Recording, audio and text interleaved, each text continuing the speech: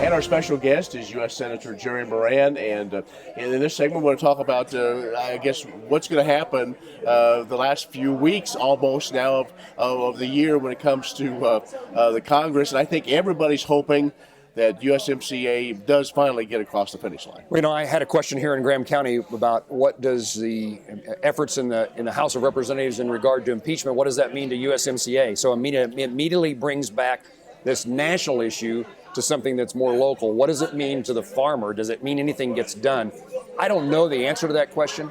Maybe the Democrats in the House need to demonstrate that they're not just consumed by impeachment. Maybe that means they'll take up USMCA.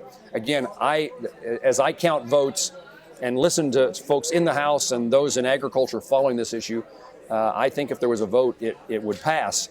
I don't know how to predict what Nancy Pelosi and Democrats in the House will do. Will every appropriations bill get done by the end of the year? Ken, that's certainly my hope, but I'll take it a step further than that.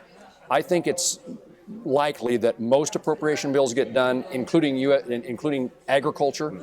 That's an important one for us in agricultural research, rural development, conservation programs. So we have 12 appropriation bills. The two that are the most challenging at the moment are something called labor, health, and education, and the other one is homeland security. And the issue is the same between them.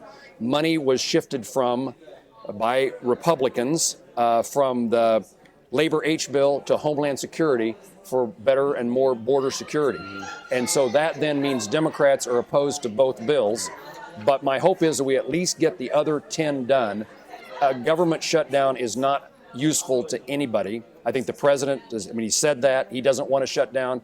Republicans and Democrats, even those who led the shutdown efforts in the past in the legislature, in the Congress, are saying we don't want to shut down. Agriculture labor is a key issue here in Kansas.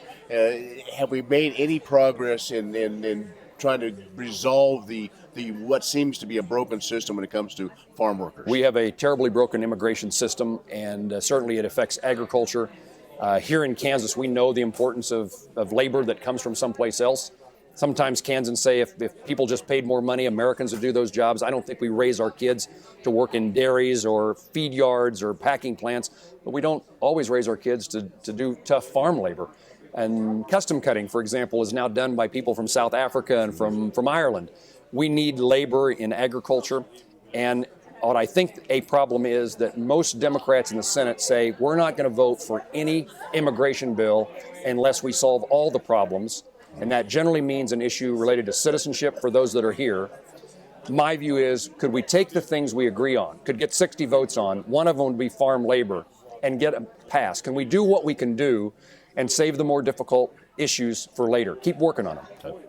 That's been our guest, U.S. Senator Jerry Moran, and we caught up with him in Graham County in historic Nicodemus. Stay with us. We'll have more coming up.